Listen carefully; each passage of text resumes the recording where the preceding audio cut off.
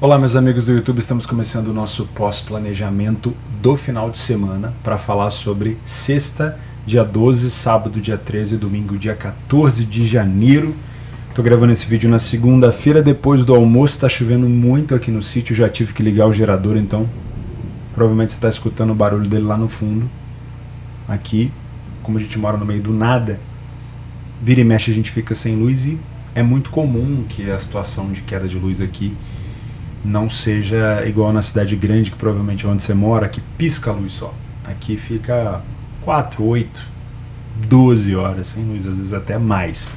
Então a gente tem que ter um gerador. Antigamente não tinha, era bem complicado, tá bom? Então vamos começar na sexta-feira falando sobre Bayern de Munique e Hoffenheim. Finalmente está de volta à Bundesliga. Uma cotação extremamente baixa do Bayern. Eu não consegui trabalhar esse jogo porque, como eu falei para vocês, eu estava em outra cidade, fui levar meu tio para fazer uma revisão de uma operação de catarata e só consegui gravar o nosso pós-planejamento da sexta à noite, né? Quase no sábado, ainda na sexta à noite, então não consegui fazer esses jogos. Pelo que eu tô vendo aqui, tá? E pelo que eu vi do compacto do jogo, me parece uma superioridade bem clara do Bayern no primeiro tempo, mas com chegadas muito perigosas do Hoffenheim, principalmente no segundo. Nas estatísticas do primeiro tempo, não tivemos nenhuma grande chance do Hoffenheim, tá? Tivemos um contra-ataque do Hoffenheim, um chute dentro da área, o Bayern de Munique teve uma grande chance, perdeu uma e vencia já, se eu não me engano, o primeiro tempo. Já tinha feito o gol no primeiro tempo, né? Foi os 18 minutos. Então, comenta aqui embaixo se você conseguiu pegar esse back favorito no primeiro tempo. Me parece que foi uma situação até plausível. Mas do que eu vi no segundo tempo, o time do Hoffenheim teve muita oportunidade de marcar gol. E a minha ideia por aqui era pensar até no ambas marcam, numa relação de punching, tá? Olha só, a big chance missed, né? As grandes chances perdidas. 3 grandes chances perdidas para a equipe do Hoffenheim, 3 grandes chances criadas. Óbvio que a gente tem que dar mérito ao Neuer, que é um excelente goleiro, mas os gols perdidos pelo Hoffenheim foram gols que não pode perder, né? O time do Bayern ainda perdeu mais 3 chances no segundo tempo e aproveitou 2 e terminou 3-0. Acho que para quem trabalha back favorito pode ter sido uma oportunidade interessante. Destaque para o Jamal Musiala, tá? Depois tivemos Burnley e Luton. Esse era um jogo que eu esperava, um jogo para pelo menos 2 gols, mas pelo visto foi bem sofrido, né? O Luton conseguiu fazer só no finalzinho. Me parece que foi um jogo de troca de superioridade intervalada. Aquela situação, o Burnley começou melhor, depois recuou, o Luton começou a acelerar, teve um bom momento, e parece que foi um momento assim de 15, 20 minutos, depois o Burnley voltou a acelerar e marcou na aceleração. Esse é um tipo de primeiro tempo interessante porque raramente você toma gol nesse tipo de jogo. Percebe aqui na ilustração do SofaScore, ó, houve uma aceleração verde, depois uma aceleração azul, depois uma aceleração verde, no meio dessa aceleração verde o gol. O problema é geralmente quando tá tudo verde ou tudo azul, daqui a pouco aparece uma bolinha lá no contrário. Aí é aquele tipo de gol que é difícil escapar, né? Essa troca intervalada é até bom para trabalhar correção de preço. Não sei como é que foi, não consegui trabalhar novamente e a gente ficou assim. A expectativa era o over 2,5 no Bayern e uma possibilidade de ambas marcas. Até coloquei um será, né? Mas o Hoffenheim acabou perdendo as oportunidades. O over 2,5 acabou entrando.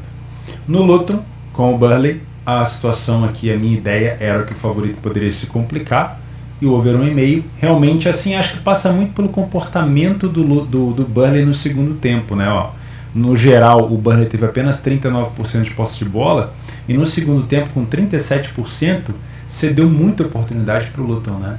E aqui é um tipo de confronto que o time do Burnley não pode vacilar. Eu não consigo nem descer a tela aqui porque ela está travada. Mas para vocês terem ideia, era um confronto direto, né? Então era muito importante para o Burnley segurar esse resultado e eles acabaram não conseguindo. No sábado, começamos de manhã Chelsea e Fulham. Esse era um jogo que eu vim com a ideia de trabalhar com bem assim, com os pés no chão, porque eu imaginava um jogo mais under. Tinha até comentado com vocês sobre o histórico under desse clássico, que é uma rivalidade grande, Tá? O Chelsea vem tendo vantagem e, se eu não me engano, manteve essa vantagem, né? Foram quantas partidas já sem perder? Tem muitas partidas sem perder para a equipe do Fulham. A última derrota para o Fulham foi em janeiro do ano passado. 1, 2, 3, 4 jogos sem derrota. Mais um jogo under 2,5. Acho que o último jogo over 3,5 ou 2,5. O 3,5 foi em 2017. Era um jogo que eu já imaginava um jogo under. Não trabalhei mercado de gols aqui. O Chelsea teve um bom aproveitamento no início do jogo, mas o momento que o Chelsea marcou o gol não foi um momento que me passou superioridade. Eu não peguei esse gol do Chelsea. Tá? Foi bem no finalzinho ali do primeiro tempo, uma jogada cavada pelo Sterling. Sinceramente, achei o Chelsea pouco produtivo na parte ofensiva. Tá? O Fulham deu um calor danado no Chelsea no final, mas eu não me posicionei. Tá bom? Napoli e Salernitana. Aqui era um jogo para mim que o favorito poderia se complicar. Ali no Chelsea também, tá? O Chelsea acabou não se complicando. O Napoli saiu atrás da Salernitana, tomou 1-0. Né? Dá pra gente perceber aqui que não era uma superioridade tão grande do Napoli. Eu não trabalhei back Napoli nesse jogo. Estava fazendo outros jogos no mesmo horário. Tivemos uma aceleração do Napoli no final do primeiro tempo, que culminou num pênalti. Aqui talvez, para quem estava focado e trabalhando, dava para tentar ter pego esse pênalti e essa Salernitana. Tá? E no segundo tempo, uma pressão muito grande do Napoli. Aqui sim, para quem acompanha o PDF de apoio, para quem trabalha over limite, com essas estatísticas de times que marcam bastante no final, a Salernitana tem uma média de gols sofridos muito grande. Deixa eu ver se eu consigo pegar aqui para vocês. Esse foi o dia 13. Eu tenho o PDF do dia 13 aqui, ó. Onde aqui está? Tá aqui. Deixa eu pesquisar o Napoli. Napoli Salernitana. Tá aqui. Vou jogar ele pro lado de cá. Aqui, ó. Tirar um pouquinho do zoom. Aí. Napoli Salernitana, momentos dos gols. Aqui, ó. Olha só a quantidade de gols que a Salernitana sofre no final e que o Napoli também costuma sofrer no final. Né? Então era um momento interessante, sim, para tentar buscar. E o Napoli estava dando sinal de que queria, né? Então podia também ter tomado um contra-ataque ali fulminante. Acabou sendo mais um jogo onde o Napoli não joga tão bem, mas consegue vencer. Tem sido assim, né? E se a gente for parar para pensar, se você tem uma memória um pouco melhor, o Napoli campeão da temporada 22-23, ele foi um Napoli que teve que fazer muita força em jogos fora de casa. Ele saía muito atrás do placar, tinha que virar o jogo. Então sempre era um Napoli que tinha que se reerguer. Era mais ou menos isso aí. Era virada do 2-1. Então continua sendo um Napoli que não passa tanta confiança. Sigo deixando essa indicação para vocês para tomar cuidado com o Napoli, principalmente sem o Victor Osimhen, que está na seleção da Nigéria, né? E é bom lembrar que o próximo jogo do Napoli é a Final Four, né? A Supercopa da Itália, que vai acontecer, se não me engano, também na Arábia Saudita, contra a Fiorentina. Semifinal Napoli-Fiorentina e a outra semifinal Inter de Milão e Lazio, tá? Então fica de olho, a Fiore não é boba. Depois tivemos aqui pelo menos 3 gols, acabou batendo, o favorito pode se complicar. Acho que a gente pode considerar que o favorito se complicou, né? Para marcar no finalzinho. Augsburg e Leverkusen, esse foi um jogo totalmente fora do que eu esperava. O Leverkusen bem abaixo, o Augsburg teve chance de conseguir marcar gol aqui várias vezes. O Leverkusen, ele é um time muito... Que tipo de adjetivo vou dar para essa equipe nesse jogo? Sabe aquele tipo de jogo que você está a favor do favorito? Eu fiquei em alguns momentos a favor do Leverkusen. E o time não chuta no gol. Parece que só vale gol dentro da pequena área. É uma toqueira danada e toca daqui, toca dali. E você fica desesperado, falando, meu Deus do céu, chuta. E eu fui perdendo confiança. Os momentos que eu estive a favor, eu fui perdendo confiança. E acabei não entrando no segundo tempo a favor do Leverkusen. Não peguei esse gol aqui do Ezequiel Palacios, mas sinceramente eu esperava mais do Leverkusen. O Augsburg é aquela equipe que, se eu não me engano, tinha perdido apenas um jogo dentro de casa, e a minha ideia de que o favorito poderia se complicar passava por isso. que o Augsburg talvez segurasse o empate. Mas como eu tinha na cabeça que o Leverkusen ia marcar um gol rápido, eu imaginei que a gente poderia ter um ambas marcas, um over 2,5. Nada. Foi um Leverkusen que sofreu muito para conseguir marcar. Newcastle e City. Jogo difícil, hein? Para quem faz vovô, vovó, titio, papai, esse foi um jogo perigoso. Porque teve gol em sequência, né? Gol do Bernardo de letra na aceleração do City aqui. Eu acho que dava para ter pego esse gol, mas os gols do Newcastle eram totalmente tomáveis. Tá? Eu tomei o gol do Isaac de 1-1. Foi um passe magistral. Peguei o primeiro gol do Bernardo, perdi o lucro. Assim que o... Théo, mas você fecha assim que o jogo... De novo aquela discussão. Você fecha assim que o jogo rola? Eu não trabalho vovô, tá? Então eu não tenho essa obrigação. Eu estava a favor do City, peguei o gol do Bernardo.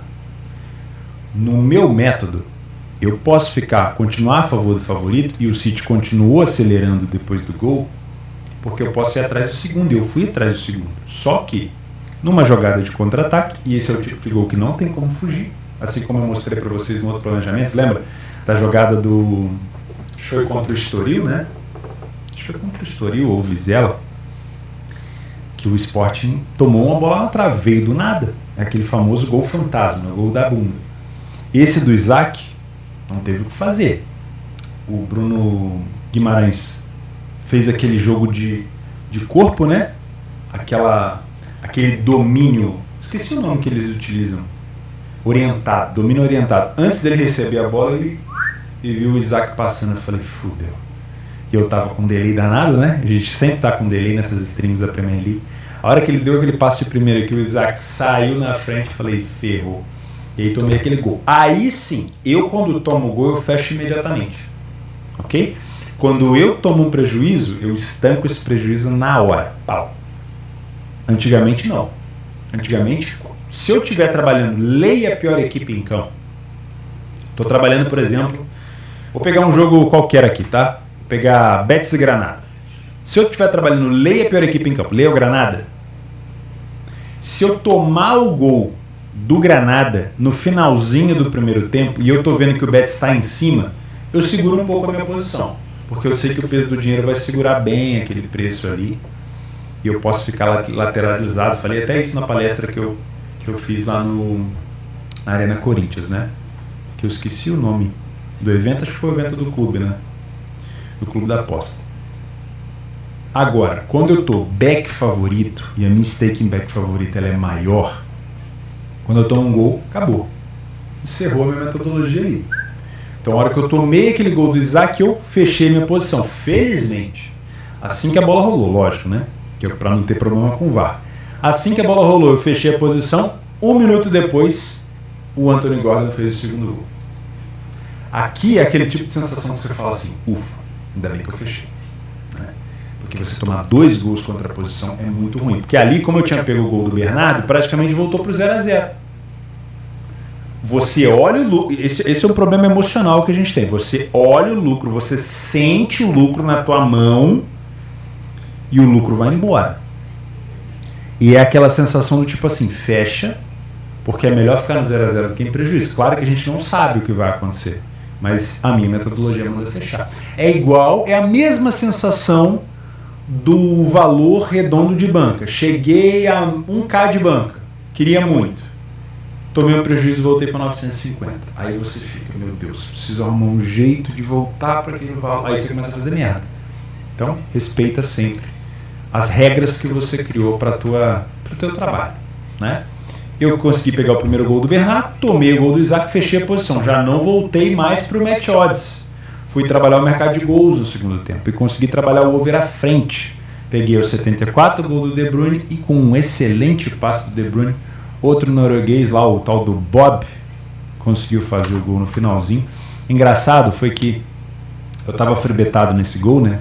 Deu tempo de freebetar. Quando saiu os acréscimos, eu achei que ia ser muito mais.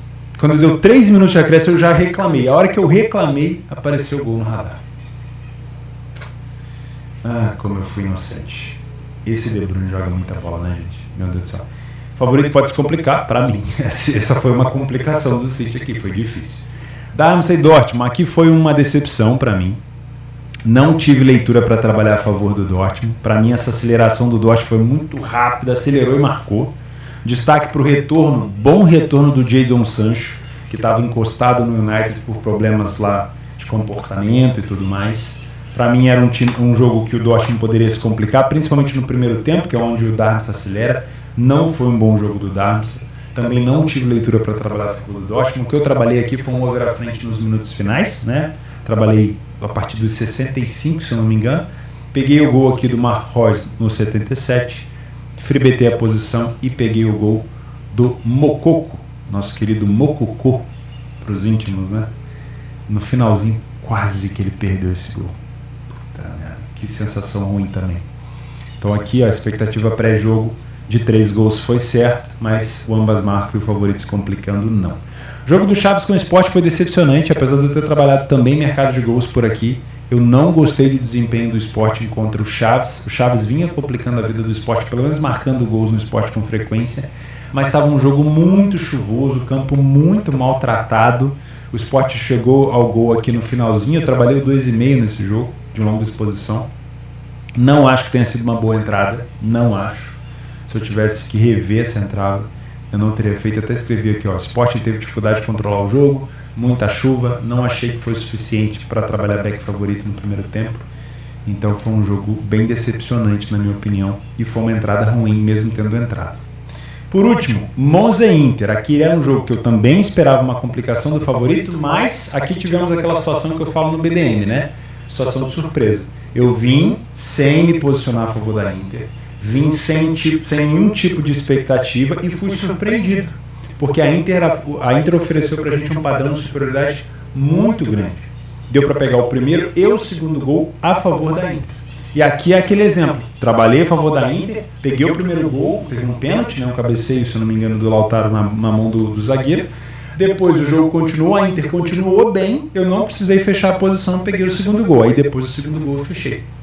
Então foi uma situação de surpresa. Até coloquei aqui, ó. Favorito pode se complicar e depois padrão claro de superioridade. Entre aspas, surpresa. Por quê? Porque eu não me posicionei antes, eu esperei a Inter me surpreender. A Inter enfrentou um adversário chato, como é o Monza, que não costuma tomar tanto gol em casa, piriri, pororó, tudo isso era número. Mas no live a Inter me mostrou outra coisa, me deu confiança. E eu estava lá dentro. Esse foi o meu sábado. Vamos para o domingo. Domingo a gente começou com uma decepção no jogo do Almeria, né? Almeria que poderia aproveitar, né, esse jogo do Real Madrid na Supercopa da Espanha lá na Arábia Saudita para poder se isolar na liderança. Na verdade o Almeria se complicou, o Girona se complicou contra... Eu falei Almeria? Provavelmente eu falei o Almeria, tá? Era o Girona que se complicou contra o Almeria. Foi um jogo muito abaixo do Girona. O Almeria teve muito mais chances de ganhar o jogo do que o Girona. Teve, se eu não me engano, de grandes chances, olha só, o Almeria teve 3 perdidas, o Girona nenhuma. Foi um jogo muito abaixo. Equipe que quer ser campeão não pode vacilar contra o último colocado. Então, o Real Madrid muito provavelmente vai passar na frente aqui, até porque, se eu não me engano, o próximo jogo do Real é justamente contra o Almeria. Então o Girona vai ter trabalho para segurar esse Real Madrid. A minha ideia por aqui era de favoritos provável vitória do favorito, pelo menos 3 gols e ambas marcam. Nada aconteceu. Jogo muito abaixo. Gaziantep e Fenerbahçe foi outro jogo abaixo. Vim para trabalhar back favorito no time do Fenerbahçe e não consegui encontrar o padrão. O mercado até veio para baixo, né? A cotação do Fener começou ali a 1,30 e poucos. O mercado, com a posse de bola ofensiva do Fener, já começou a descer. A odd do Gaziantep já começou a subir, mas não era um jogo fácil para match odds. Não era. Porque o Fenerbahçe dava muito espaço e o Gaziantep puxava o contra-ataque o tempo todo. Então eu não senti confiança para trabalhar a favor do Fener. Me envolvi no mercado de gols de longa exposição aqui num 2,5. Faltava 2 gols para mim, só saiu 1. Né? Depois do primeiro gol faltava 2. Ainda teve um pênalti perdido aqui no comecinho pelo Dzeko, que poderia ter sido diferente. Então foi um jogo ruim. Né? Não acho que eu trabalhei mal, mas acho que as oportunidades perdidas pelo Fenerbahçe foram várias. Né? Foram aqui 5 grandes chances perdidas pelo Fener e 2 do Gaziantep.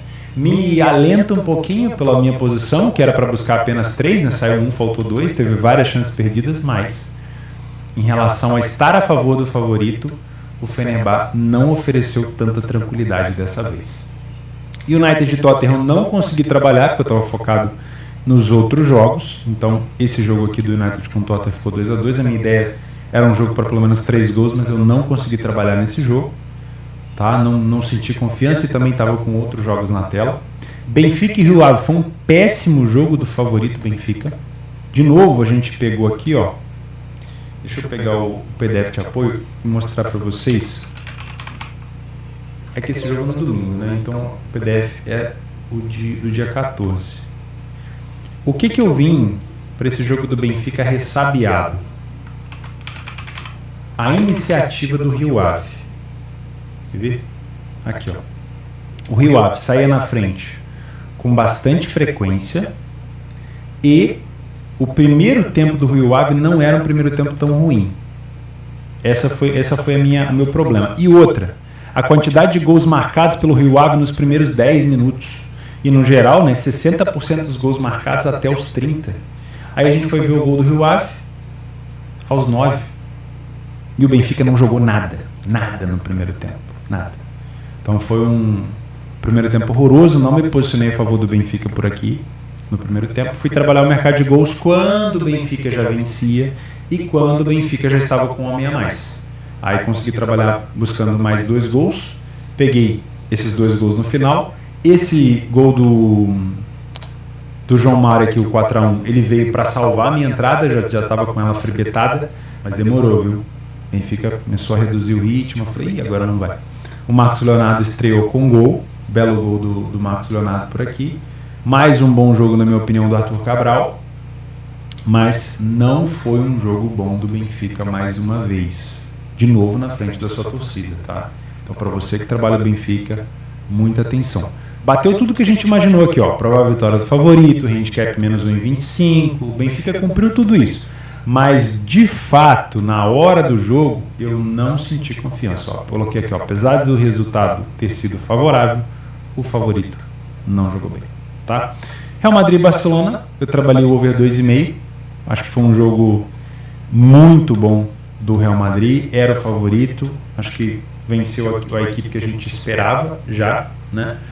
Mas o time do Barcelona, ele me deu uma resposta positiva para o que eu estava em dúvida, que era: o Barcelona vai jogar pisando em ovos para tentar segurar o Real, não passar vergonha, tentar, quem sabe, levar uma vitória nos pênaltis ou vencendo por 1-0, para todo mundo ver, por conta da crise que está vivendo ali no vestiário, ou o Barcelona vai tentar vir para cima para fazer o Real Madrid pagar a última derrota que ele teve, piriri pororó. O Barcelona veio para cima, a situação ficou muito feia para o Barça, porque jogou com linha alta, e o Barcelona jogando com linha alta, querendo ser agressivo, ele deixa espaço para caramba. E aí, meus amigos, o passe que o Bellingham deu para o primeiro gol do Vinícius foi um absurdo. A jogada também do lançamento do Carvajal pela direita para o Rodrigo, para o cruzamento do segundo gol do Vinícius, foi absurdo.